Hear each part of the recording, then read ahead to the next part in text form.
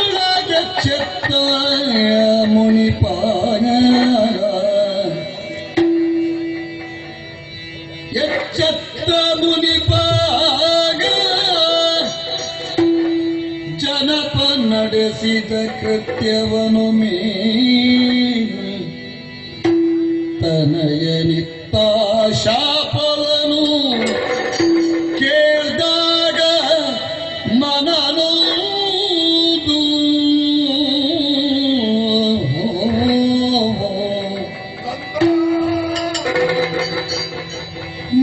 ನಂದಿಸಿದೆಯ ಭುವಿಯ ಬೆಳಕನೆ ತಂದೆಯ ಕೊನೆಗಮೃತ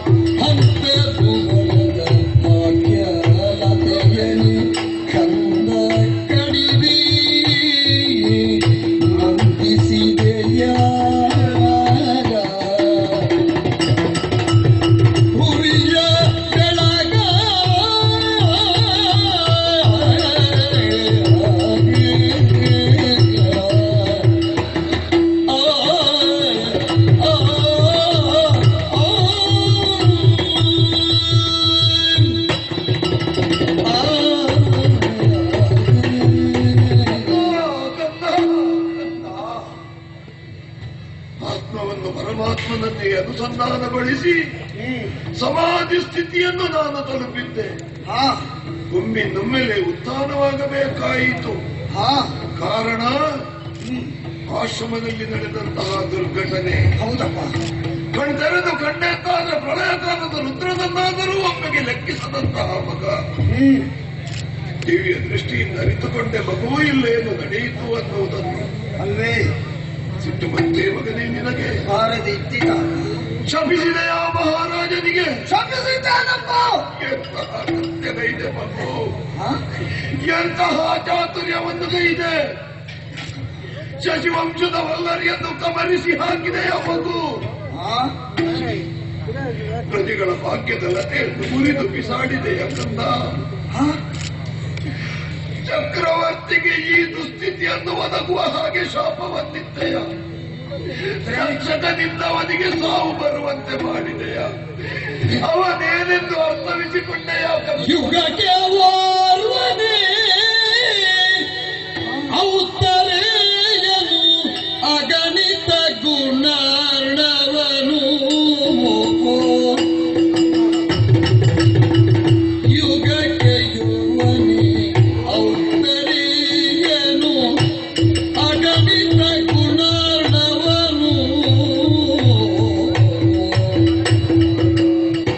ಧರ್ಮಕ್ಕೆ ಸೊಗದಿ ಹರೆಯುಳು ನೆಲೆಯ ನಿತ್ತವ ವಿಗತ ವೈರ. ಸೊಗದಿ ಧರೆಯುಳು ನೆಲೆಯ ನಿತ್ತವ ವಿಗತ ವೈರ. ಯುಗಕ್ಕೆ ಓರ್ವನೇ ಔತ್ತರೇಯ ಕಂದ.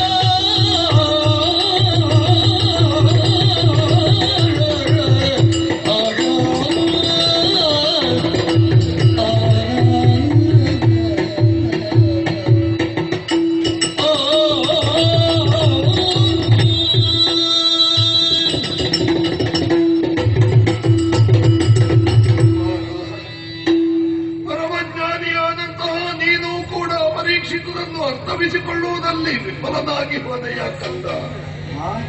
ಯುಗಕ್ಕೆ ಒಬ್ಬನೇ ಔತ್ತರೇ ಎನ್ನುವವ. ಪರೀಕ್ಷಿತನ ಯೋಗ್ಯತೆಯನ್ನು ನೀನು ತಿಳಿಯಲಾಗಿ ಹೋದೆಯ ಕಂದ. ಸ್ವರ್ಗಾರೋಹಣಗೈದಂತಹ ಧರ್ಮಪ್ರಭು ಧರ್ಮಜನ ಧರ್ಮ ಬುದ್ಧಿಯಲ್ಲಿದೆ ಎಂಬ ಹಾಗೆ ನಾವು ಪ್ರಸ್ತುತವಾಗಿ ನೋಡಬೇಕಿದ್ರೆ ಪರೀಕ್ಷಿತನ ಮುಖದಲ್ಲಿ ಕಾಣಬೇಕು. ಸುತಗಜ ತ್ರಾಣಿಯಾದಂತಹ ಭೀಮನ ಬಲ ಎಲ್ಲಿದೆ ಅಂತ ಹೇಳಿದ್ರೆ ಪರೀಕ್ಷಿತನ ದೇಹದಲ್ಲಿದೆ ಮಗು. ಮಾತಿಗೋಸುಗವಾಗಿ